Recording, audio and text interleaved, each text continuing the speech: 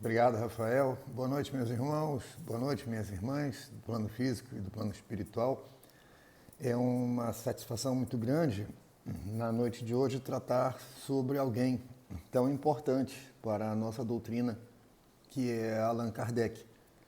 É um homem de profundos ensinamentos e de uma história longa, muito longa, que certamente não vai ser contada nem um pedacinho assim nessa noite de hoje. Mas nós vamos falar um pouquinho sobre ele, né? Vamos conversar um pouco sobre a obra dele, sobre a importância. E para isso nós vamos primeiro fazer a nossa prece. Não devemos iniciar nenhuma atividade sem que nós nos entreguemos ao auxílio poderoso do nosso Pai Criador e do nosso Mestre Jesus. Então elevemos os nossos pensamentos a Deus, na figura luminosa do Mestre Jesus, e agradeçamos pela oportunidade de nos reunirmos aqui na noite de hoje, ainda que virtualmente, mas com os nossos corações todos voltados para o ensinamento, para a doutrina, para a prática da caridade, do perdão, da humildade, de tudo aquilo que pode nos elevar. Que nós possamos ser assistidos por nossos amigos espirituais, pelos nossos anjos guardiães, para que estejam sempre conosco, trazendo-nos paz, quietude, serenidade, fé e perseverança. Glória a Deus nas alturas e paz na terra aos homens de boa vontade. Que assim seja. Muito bem, meus irmãos, como dito, nós temos a grande e difícil tarefa de falar sobre Allan Kardec.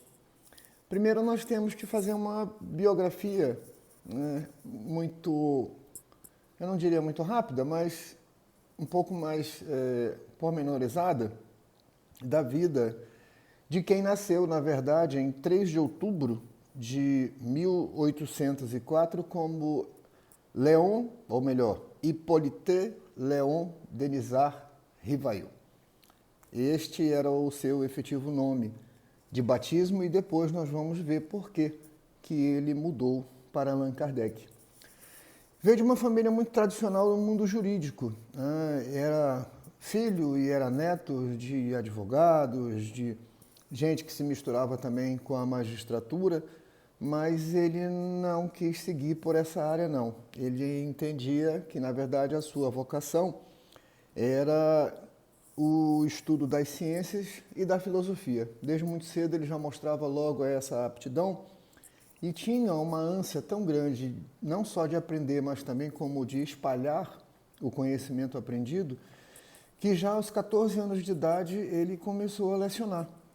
Como era um rapaz muito inteligente, um aluno brilhante, ele auxiliava os seus colegas de sala, né, e outros que também lhe pediam ajuda, com aquelas questões, né, muito simples, né, para mim pelo menos, né, de álgebra, né, de química, de geometria, de anatomia humana. Então ele entendia de tudo um pouco. Assim, com esse espírito de sempre ser um aprendiz, né, e de querer se aprofundar muito mais nos seus estudos, ele então foi frequentar a escola de Verdun, na Suíça, onde conheceu e se tornou discípulo e fiel seguidor do mestre Pestalozzi. Como todos nós sabemos, Pestalozzi foi um pedagogo de altíssima expressão na Europa do século XIX por conta do seu sistema de educação proposto. Ele exerceu, inclusive, uma grande influência na reforma dos sistemas educacionais da França e da Alemanha. E foi exatamente aí, né, nessa escola de Pestalozzi, que era até então tido como uma escola progressista, porque ela saía mais daquele método mais quadradinho de educação e propunha reflexões muito mais importantes para o efetivo processo de aprendizagem, foi que Léon Denisard, até então nós estamos falando dele, foi aí que Léon Denisard se envolveu muito mais com a escola pestalozziana e se tornou, como disse, um discípulo dos mais apurados, né? Pestalozzi tinha tanta confiança em Léon Denisard que quando viajava era chamado por outros governos para fazer palestras, para mostrar o seu sistema educacional, Pestalozzi o deixava Leon Denisard como responsável. Ele virava o diretor, o professor, ele virava o manda-chuva nas ausências de Pestalozzi na escola de Yverdun.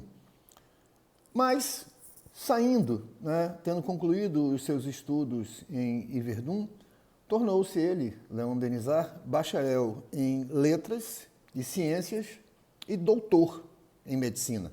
Doutorado mesmo. Então, ele conhecia, desde a gramática, desde os estudos da sua própria língua e de outras línguas, como nós vamos já ver, conhecia as ciências de um modo geral, e ainda conhecia a medicina de uma maneira mais específica.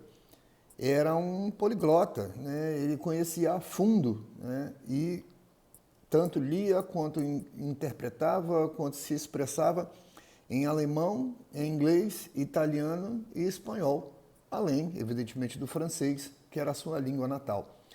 E ainda arrastava muito bem o holandês, e esse arrastar muito bem é se fazer compreender de maneira clara, e também conseguia compreender. Não tinha a mesma fluência que tinha em relação às outras línguas, mas era bastante expressivo nos seus conhecimentos. Leon Denisard nasceu em uma família católica, mas o país era protestante. Nós tínhamos uma França dominada pelo protestantismo, que já tinha vindo da reforma de Martinho Lutero. E, por conta disso, foi alvo, em diversas ocasiões, de intolerância religiosa, de um lado e de outro. Nós não vamos aqui ficar elegendo quem atacava quem.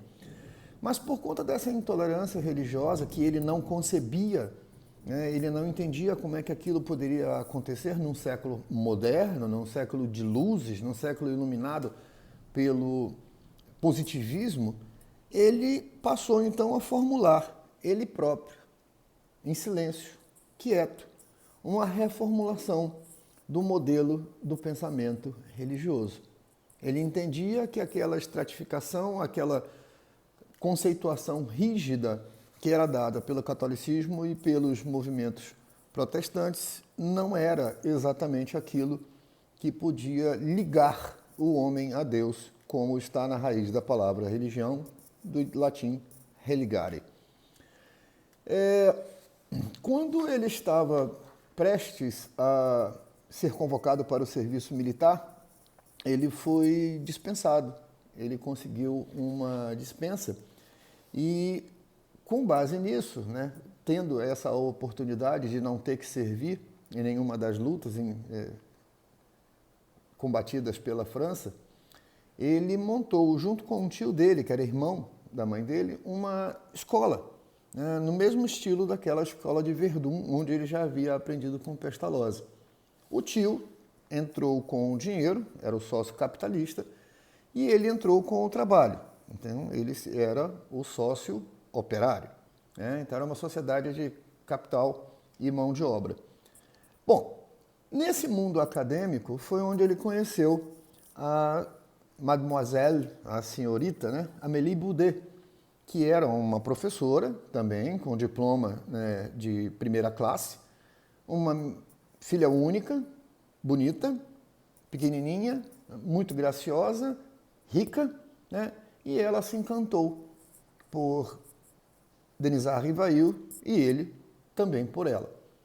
Casaram-se em 1832 com uma peculiaridade. Kardec já começou aí quebrando a banca em relação ao conceito de casamento, ou a ideia que se tinha, melhor dizendo, sobre o casamento. Como nós dissemos, ele era de 1804, e Amélie Boudet era de 1795, ou seja, ela era 9 anos mais velha do que ele.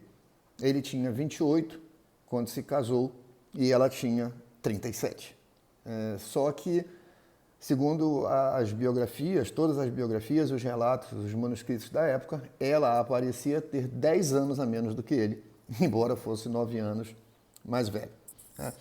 Mas Muito bem, estando lá com a sua escolinha, né, no mesmo estilo da escola de Verdun, o tio, que era o dono do dinheiro, era um apaixonado por jogos, né? Ele tinha uma paixão, era um jogador inveterado e ele acabou que perdeu tudo.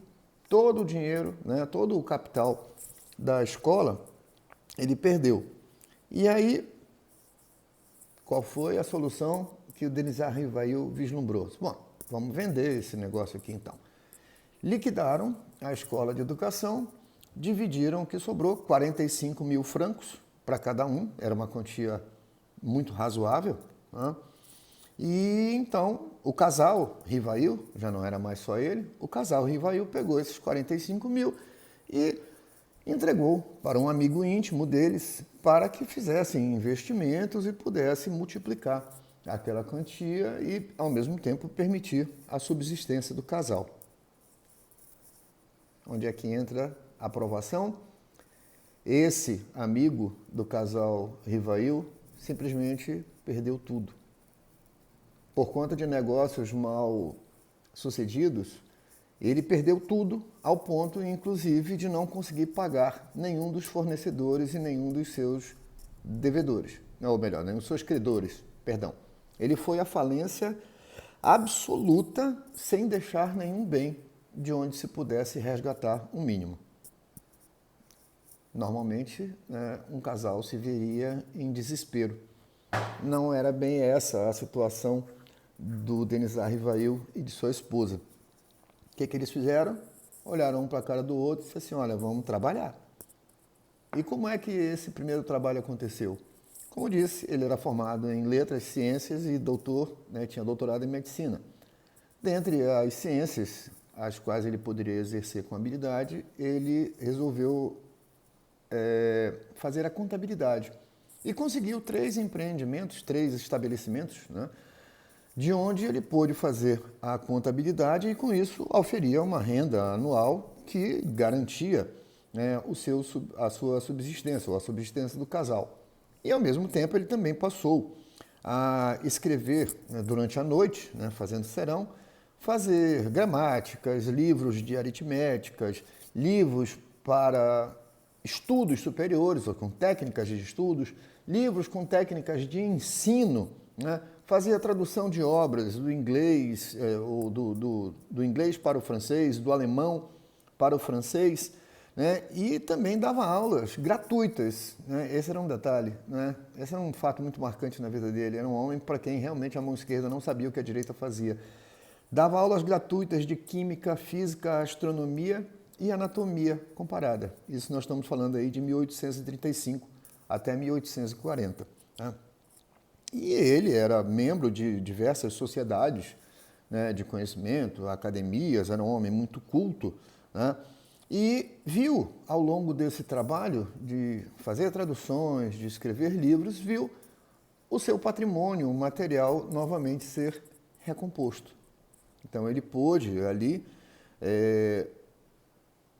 divisar com muita satisfação que tudo aquilo que havia sido perdido pelo seu tio e depois pelo amigo comerciante havia sido recuperado à custa de muito trabalho, né, e de muito esforço.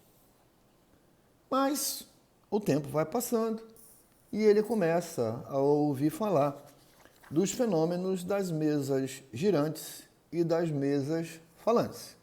Nós sabemos, isso pipocou, né, na Europa e também lá nos Estados Unidos, né?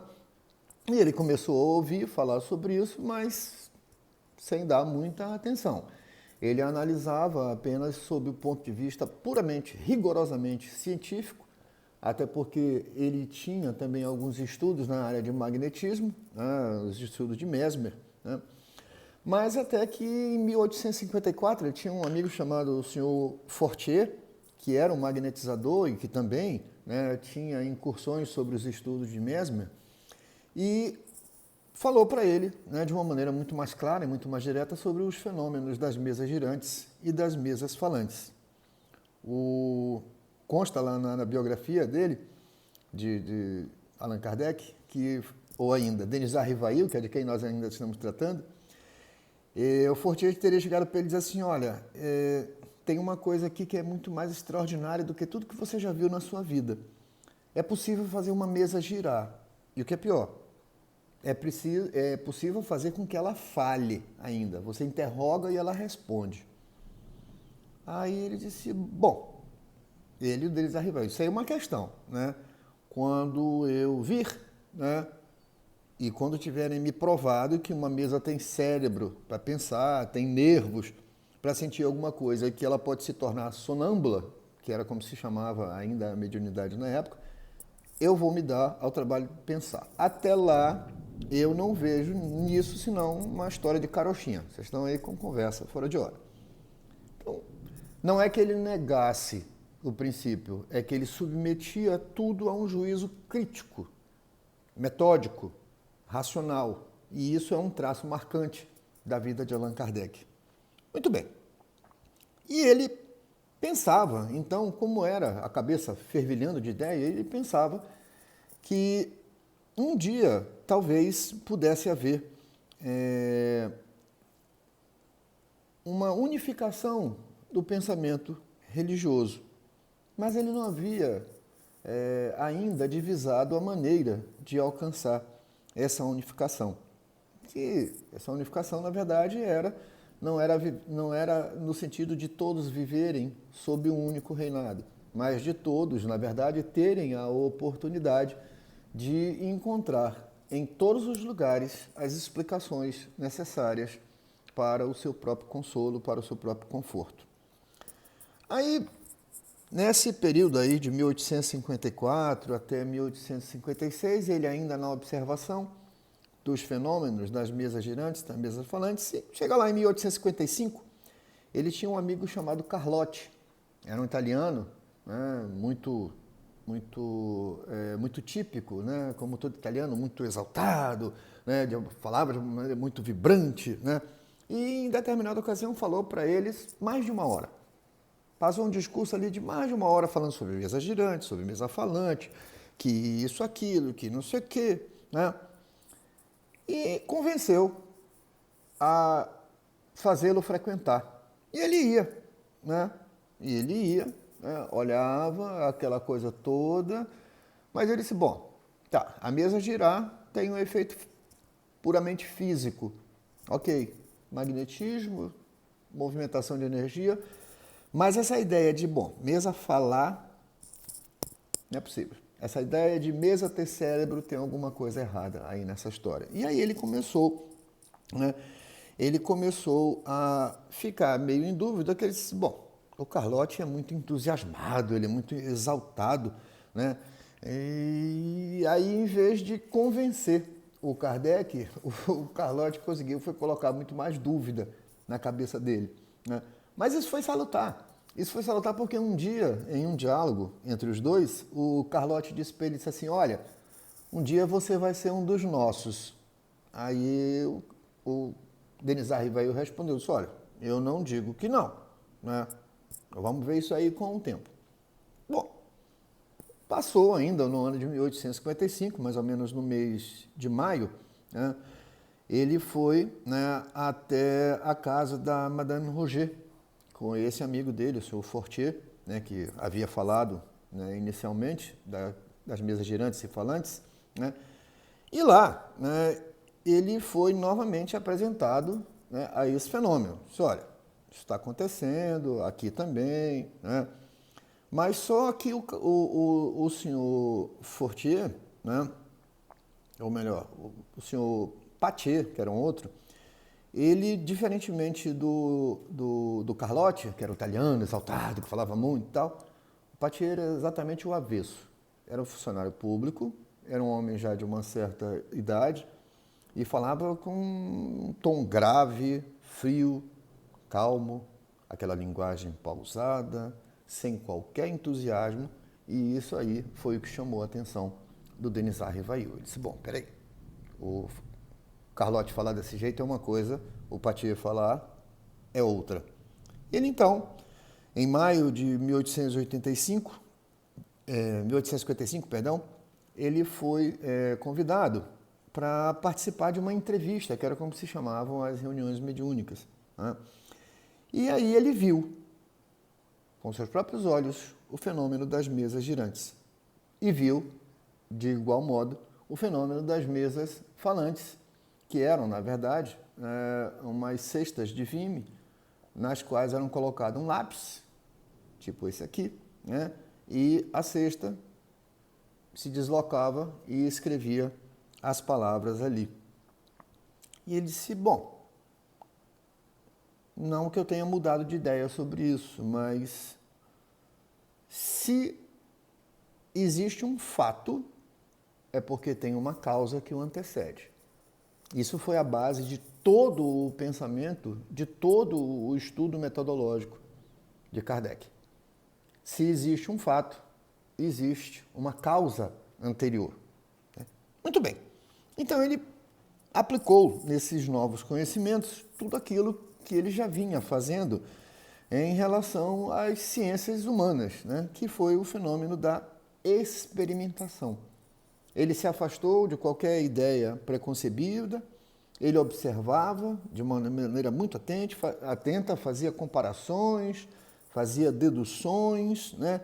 E procurava sempre buscar a causa primária de tudo aquilo pelo encadeamento lógico dos fatos. Então ele olhava para o fato acontecendo em si e buscava remontar os fatos anteriores até ele encontrar uma causa, até ele encontrar uma explicação onde todos esses fatos mantinham essa rede lógica sem nenhum salto. Então ele diz que é preciso, ou ele formulou a ideia de que era preciso haver uma linha contínua entre o fato que se deu aqui até a causa que está bem aqui. E isso é fundamental na obra de Kardec. Qual foi, então, né, a conclusão a que ele chegou? Ele disse, bom, esses espíritos de que se falam, né, não são outra coisa senão as almas, né, dos próprios homens, mas não são dotadas nem de sabedoria plena e nem de ciência plena. Ele deduziu que os espíritos se manifestavam de acordo com o seu grau de adiantamento. Então, quanto mais elevado o espírito, melhor era a comunicação, quanto menos elevado, menor também era o nível imprimido. Tá?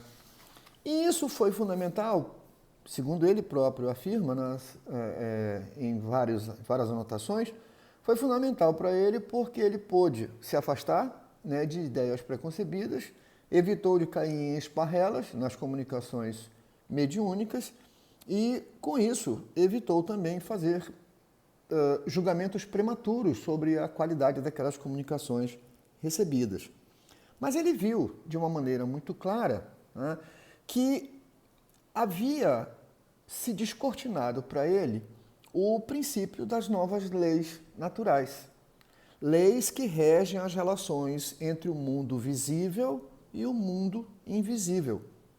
E, no âmbito do mundo invisível, reconheceu a existência das ações das forças da natureza, ou seja, tudo aquilo que já existe antes mesmo do próprio homem. E isso aí causou uma explosão na quantidade de conhecimento que se pôde produzir ou em relação ao que já estava produzido na época. O alcance religioso, o alcance social, o alcance científico, o alcance filosófico de todas aquelas deduções foi uma explosão, uma revolução no conhecimento humano da época. Ele disse, até então ainda era Denisard Rivail, ele disse que a sua metodologia de aplicação a esses ensinamentos escolhidos, ele utilizou da mesma maneira como se ele fizesse com os homens, no trato comum, no estudo da ciência. Ele disse, olha, aquelas mensagens espirituais foram para mim, desde o menor, né, desde o mais básico, a comunicação mais básica até a mais elevada, foram meios de colher informações e não de reveladores predestinados. Ou seja, eu não quero saber, era a tese dele, eu não quero saber quem é A, quem é B, quem é C. Eu quero a informação e com a informação eu vou começar a formar o meu pensamento lógico. Muito bem. Mas aquilo era um trabalho muito árduo, né? E ele teve a ponto de desistir, porque ele só olhava, observava, anotava, e ele desistia, mas os amigos dele ficavam lá insistindo, o Carlotti, né? Tinha um que era Taillandier, né? O Didier, né? E aí, né? Para não deixar ele desistir, o Didier, que era um editor, né? Entregou para ele 50 cadernos de comunicações diversas. Então, tudo aquilo que eles vinham, que eles já vinham fazendo, os acompanhamentos anteriores, eles foram anotando e, sabendo que Kardec tinha um poder de síntese muito bom, e era muito organizado, muito disciplinado, disse, toma, vai olhar isso aqui. A ideia que ele teve primeiro foi dizer assim, bom, é agora que eu vou desistir mesmo, né? Porque isso aqui vai me levar muito tempo, é um trabalho que vai me tomar horas e horas e horas, e eu tenho outras coisas para fazer, tenho aulas, tenho isso, tenho aquilo. Mas um dia, participando de uma dessas entrevistas, um espírito se manifestou, né, e se identificou como um espírito protetor, Z, né, e entregou para Denizar Rivail uma comunicação extremamente pessoal, direta para ele. E disse-lhe, entre outras coisas, que já o havia conhecido em uma encarnação anterior, ao tempo dos druidas, né, na época ainda das Gálias, né, quando a Europa ainda estava se formando, e que nessa época ele já se chamava Allan Kardec. Vamos lembrar que a região das Gálias ela equivale mais ou menos à região, né, do que é a França. Era um território um pouco maior, mas ainda assim era por ali. Então, nessa época dos druidas, né, ele existiu sob o nome de Allan Kardec e recebeu essa comunicação desse espírito. Como foi uma comunicação direta para ele, ele disse, opa, peraí, eu vou começar a trabalhar realmente nisso aqui com mais afinco.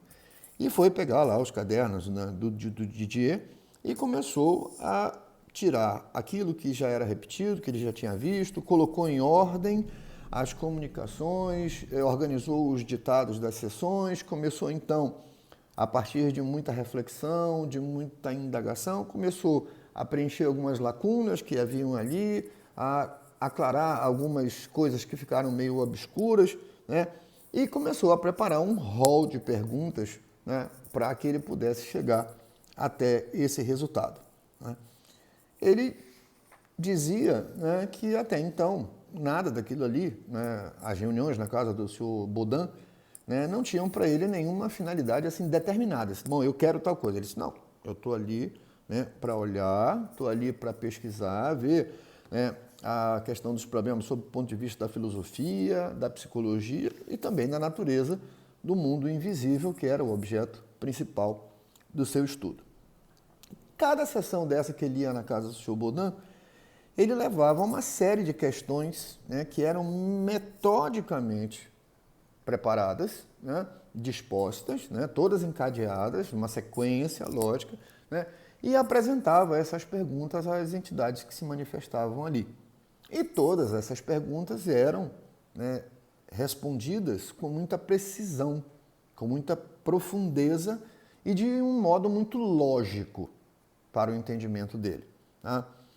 E a partir daí, né, ele viu que efetivamente o trabalho dele, né, estava tomando um novo rumo, ele se interessou legitimamente, profundamente por aquele trabalho, né, ao ponto de entender, né, que tudo aquilo que ele estava construindo com aquelas perguntas e aquelas respostas, né, elas poderiam servir como uma doutrina para a instrução de várias pessoas. Não era lícito, não era legítimo que ele ficasse com todo aquele conhecimento acumulado somente para si. Ele disse, bom, então eu vou publicar, né, isso aqui, né, e essas perguntas e respostas constituíram a primeira base, né, do Livro dos Espíritos, né?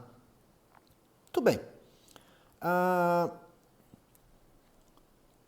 Em 1857, abril de 1857, depois de muitas e muitas sessões onde ele levava essas perguntas, obtia essas respostas e tal, e analisava sempre tudo de uma maneira muito racional, muito lógica, muito indagadora, inquisitiva, né? Em 1857, então, ele lança a primeira edição do Livro dos Espíritos. Mas aí, quando ele está com o livro pronto, já para ser editado, ele ficou na dúvida. Eu boto o meu nome ou não boto o meu nome? E aí, então, o que ele pensou? Bom, se eu colocar o meu nome, eu sou um sujeito muito conhecido no mundo da academia, né, já que era doutor em medicina, ciências, letras e tal, tinha vários livros já publicados, né, e inclusive fazia renda com eles. Ele disse, bom, se eu colocar meu nome, isso vai dar uma confusão, isso pode misturar, bagunçar a cabeça das pessoas, e foi aí que ele teve a ideia de assinar com o pseudônimo de Allan Kardec. Ele lembrou da sessão mediúnica de onde ele participou e que o seu amigo espiritual lhe revelou essa nominação, e ele disse, bom, vou assinar então aqui como Allan Kardec. E a partir dali do lançamento do Livro dos Espíritos, ele, não vou dizer abandonou, mas ele deixou de ser mais conhecido como Denisard Hippolyte Léon Denisard Rivail para ser Allan Kardec, pura e simplesmente. Né? Nessa edição, né, do Livro dos Espíritos, né, tudo aquilo que era atribuído ao sobrenatural, tudo aquilo que era atribuído ao místico, cessou. Cessou porque Kardec fez com que todos esses fatos entrassem na ordem dos fenômenos da natureza. Então ele colocou todas aquelas manifestações, em vez de eventos místicos, obscuros, sem nenhuma explicação, ele disse, não, são fenômenos da natureza, acontecem, aconteceram e ainda vão continuar acontecendo. Logo que foi lançada a obra, foi tão difundida que ela esgotou. Né? Ela esgotou. E o espiritismo, né, na França, se difundiu ali com muita profusão, principalmente entre a classe operária. E isso tem uma explicação muito clara, né? A burguesia francesa o evitava, porque não queria ser confrontada com as suas próprias mazelas. Mas a classe operária, que era uma classe muito sofredora, encontrava nas perguntas e nas respostas do Livro dos Espíritos as explicações necessárias para as agruras que enfrentavam. Encontravam naquelas palavras consolação. Encontravam aquilo, né, que o Mestre Jesus, lá no Evangelho, proclamou. Eu vou partir, mas eu vos deixarei um Consolador. Eu vos devolverei um Consolador. E é exatamente isso que é a doutrina espírita. Então, esse sucesso que ele teve com esse primeiro livro, que foi o Livro dos Espíritos, né, ele se deve, em grande parte, à clareza, né, das ideias, ao método empregado por Kardec. Um método muito científico, um método muito racional, um método muito claro, né, e trazendo as ideias, né, afastando do lado metafísico, daquela coisa do misticismo, ele colocou isso, né, de uma maneira, numa linguagem muito clara que qualquer pessoa poderia entender. Né, e é, inclusive, né, dificílimo de refutar. Né? As proposições, né, compiladas por Kardec são praticamente impossíveis de serem refutadas. Né? Então, a primeira coisa que ele trouxe, a primeira grande consolação que o Livro dos Espíritos pôde trazer para aquela sociedade de então, foi sobre as provas materiais, e ele deixa isso demonstrado, né, de maneira muito clara, as provas materiais da existência da alma, né, e também da vida futura.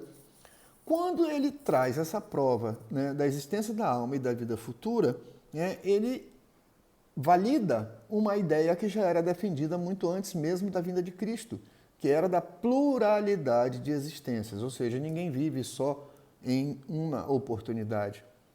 Se eu não vivo só em uma oportunidade, eu tenho, então, afastado desde logo aquela ideia, né, de inferno e de penas eternas.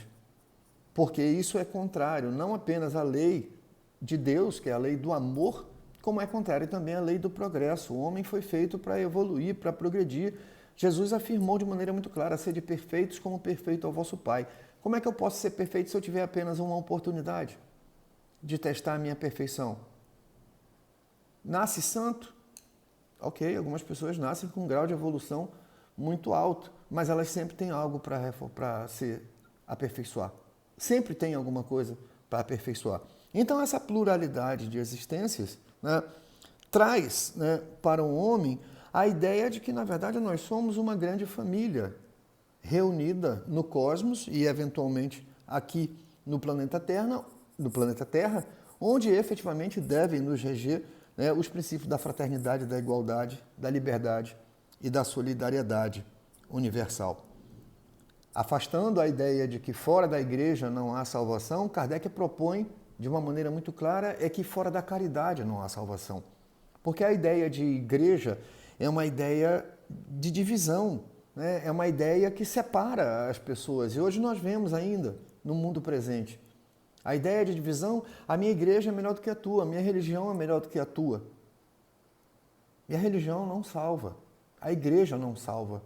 O que salva é a fé, o que salva é a caridade. Uma sem a outra, nós já sabemos que ela é morta. A fé sem obras, a fé sem a caridade, é morta, né?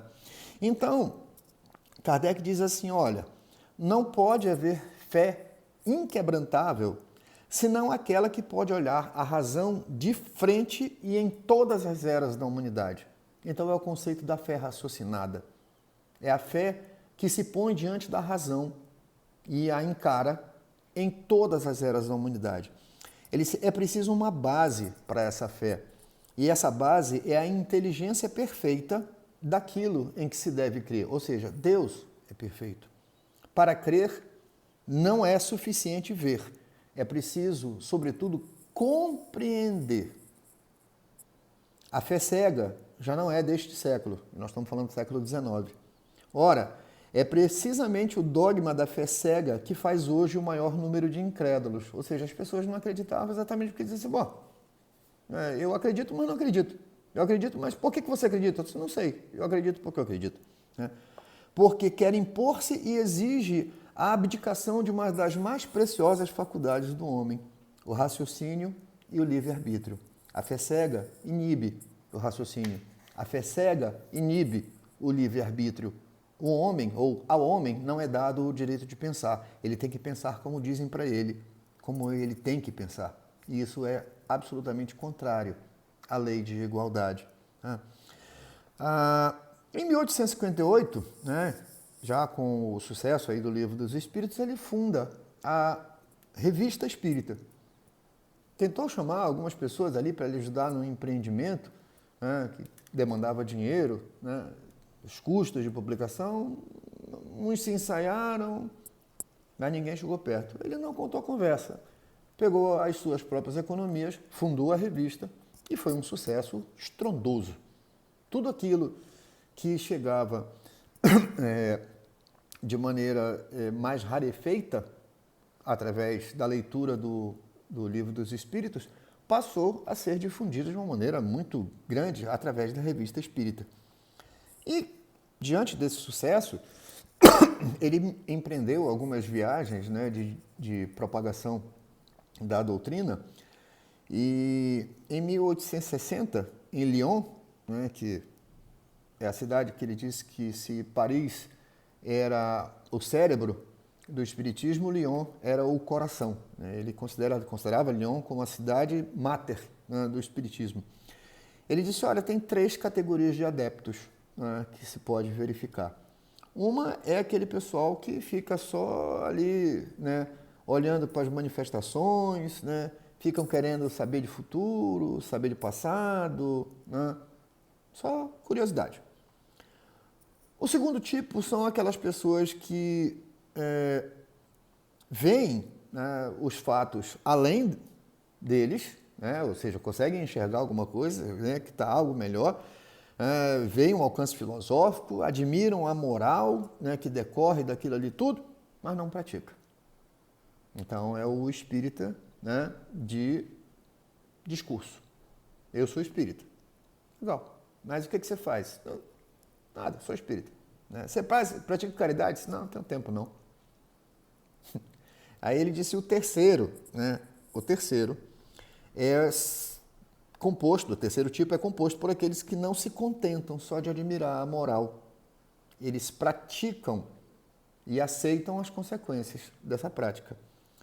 São convencidos de que a existência terrestre é uma prova passageira e, por isso, se esforçam, nesses curtos instantes, para marchar sempre em direção ao progresso que lhe traçam os espíritos, empenhando-se em fazer o bem e em reprimir as suas más inclinações. Aquelas que nós temos vontade de fazer uma bobagem, né? Então você segura. Né? E essas relações são sempre seguras, porque as suas convicções os afastam de todo o pensamento do mal. Ou seja, eu estou realmente convicto, né, daquilo que eu sigo, daquilo que eu creio, daquilo que eu penso ser o melhor. E por conta disso, eu consigo me afastar de todo o pensamento do mal. Eu não me sintonizo com o mal. Ele diz: a caridade é, em toda ocasião, a regra de sua conduta. São esses os verdadeiros espíritas. A ele melhor. Ele diz, ou melhor, os espíritas cristãos. Na linguajar que a gente tem hoje, né, são os espíritas raiz, né? Os Nutella, não. Né? Mas ele não ficava só nessa história de ficar, não ficava só nisso de jogar elogios e dizer que está todo mundo bem. Ele disse, não, peraí. É preciso que nós tenhamos em mente, né, que temos um trabalho muito sério, muito grande para ser desenvolvida. Ele disse, nós temos que nos precaver principalmente contra as ciladas que vão ser colocadas nas nossas vidas, inclusive pelos espíritos. Ele disse, é preciso ter muita consciência de que, em algumas ocasiões, né, os espíritos irão se manifestar e irão se valer de palavras como caridade, fraternidade, humildade e, por conta disso, vão querer fazer passar os mais grosseiros absurdos. Ele disse, isso acontece quando não se está precavido. Temos que evitar nos deixar seduzir pelas aparências. Bom, e aí, quando ele começa a fazer essa análise mais profunda, né, sobre essas manifestações mediúnicas, espirituais, em 1861 ele vai e lança o Livro dos Médiuns. Depois de ter observado muito, né, de vir estudando bem antes mesmo do próprio lançamento do Livro dos Espíritos, né, ele lança o Livro dos Médiuns, que nós podemos considerar que é para quem trabalha na área mediúnica, é o vademecum. Né? O vademecum é uma expressão latina que significa vai comigo, ou seja, é aquele que você põe embaixo do braço e para onde você vai, você leva, porque você vai se socorrer dele na hora que for necessário.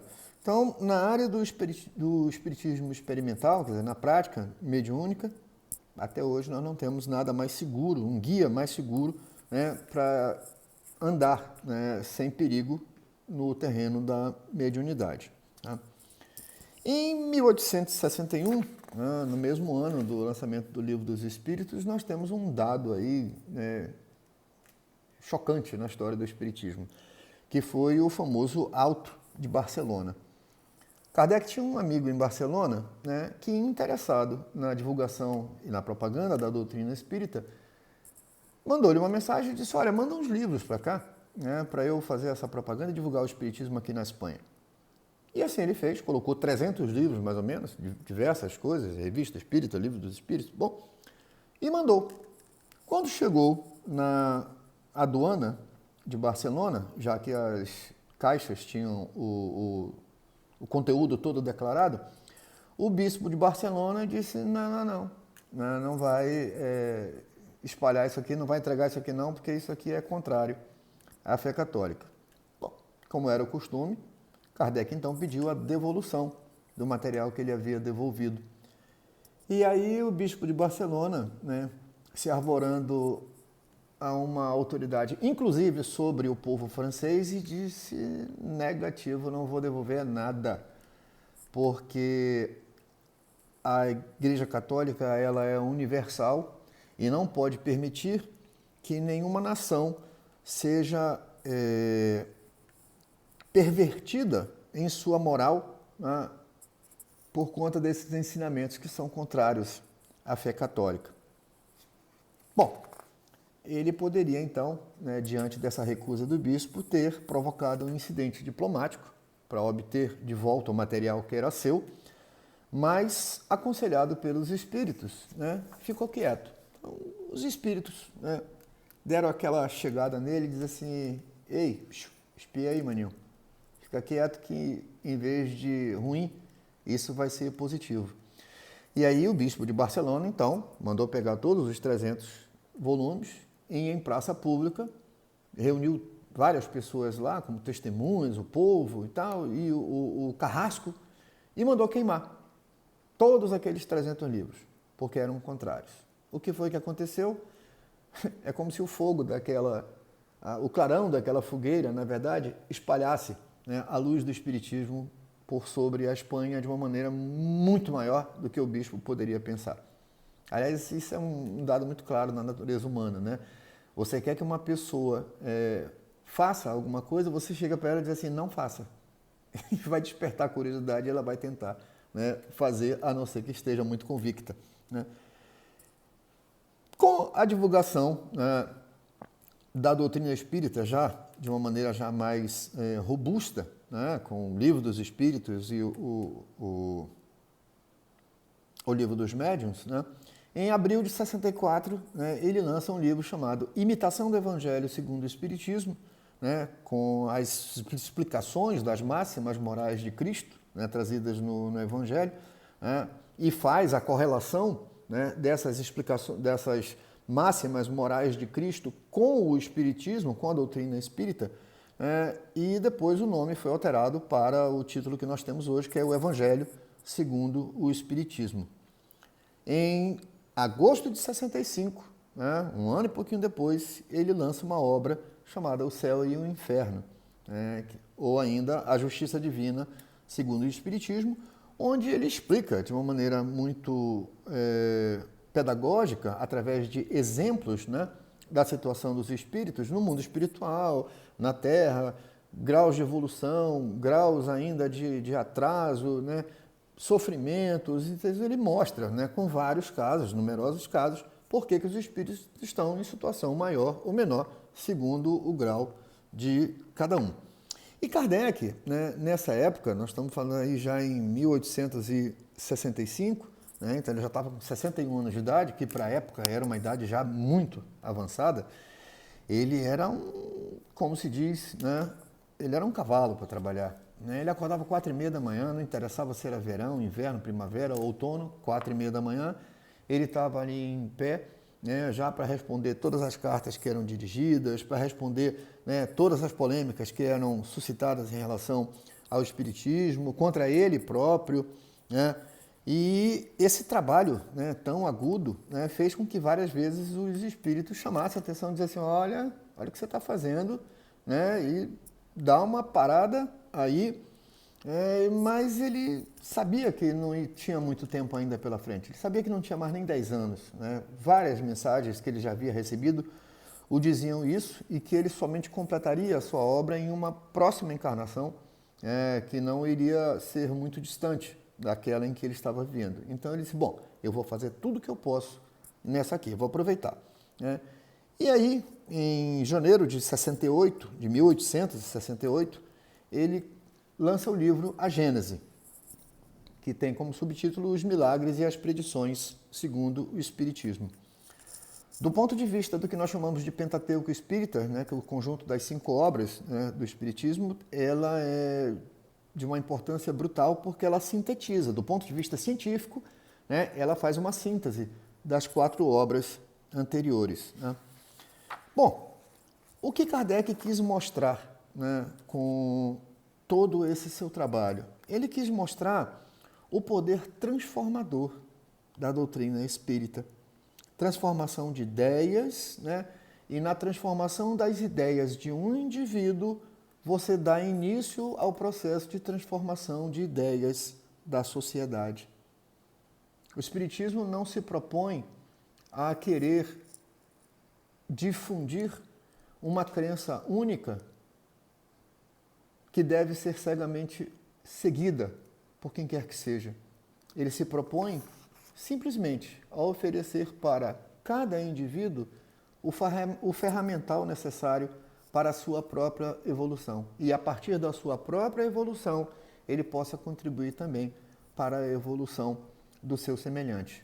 É aquilo que disse Paulo, né, quando disse, não vivo mais em mim, é o Cristo que vive em mim. Ele disse assim, eu precisei tirar as vestes do homem velho e vestir as do homem novo.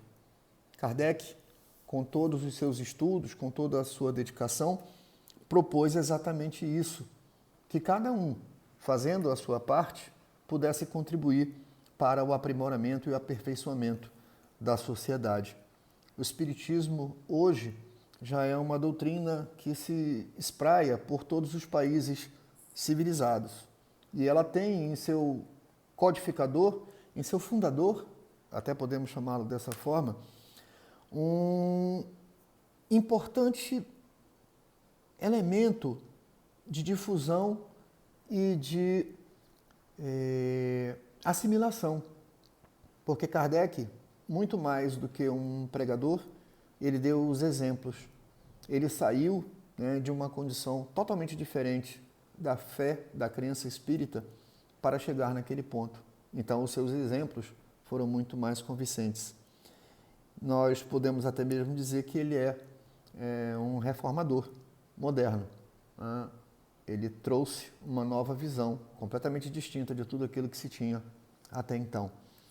E eu encerro, meus irmãos, falando sobre o papel de Allan Kardec, falando sobre o papel da doutrina espírita para nós, com aquilo que está gravado na última pergunta do Livro dos Espíritos, que é a 1018 ou 1019, dependendo, né, do estudo. A FEB reconhece como 1019.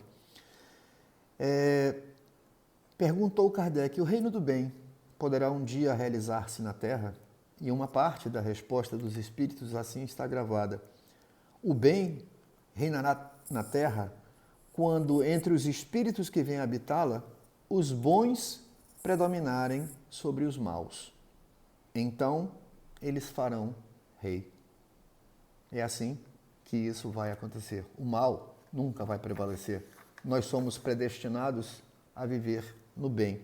Nós somos predestinados a viver no caminho do progresso, da luz. A treva é uma condição pessoal que nós temos que vencer, iluminando-a com as luzes do Evangelho, do amor, da fraternidade, da caridade, da tolerância, do perdão e de todas as qualidades que nos aproximam de Deus. Muita paz, muita luz, e nós vamos agradecer a essa oportunidade maravilhosa a nossa Mãe Maria, que sempre intercede por nós, nossa grande advogada junto a Jesus, junto a Deus, pedindo a ela que bênçãos de amparo, de conforto sejam dadas a todos aqueles irmãos, a todas aquelas famílias que têm parentes, membros atingidos pela pandemia do Covid, por aqueles que tiveram familiares, entes queridos, amigos, que partiram de volta ao plano espiritual por conta dessa enfermidade. Pedir proteção a todos aqueles profissionais da área de saúde envolvidos nos cuidados necessários aos afetados pela doença, pedindo misericórdia por aqueles que não têm a oportunidade do amparo e do socorro hospitalar. Que Deus se compadeça de todos e dê, como sempre, a cada um aquilo que lhe é devido. Luz, paz. E agradeçamos dizendo, Ave Maria, cheia de graça, o Senhor é convosco. Bendita sois vós entre as mulheres, e bendito é o fruto do vosso ventre, Jesus. Santa Maria, Mãe de Jesus, roga por nós que somos todos pecadores, Mãe, hoje e sempre, que assim seja. Paz e bem, meus irmãos. Um final de semana muito iluminado. Tudo de bom. É contigo, Rafael.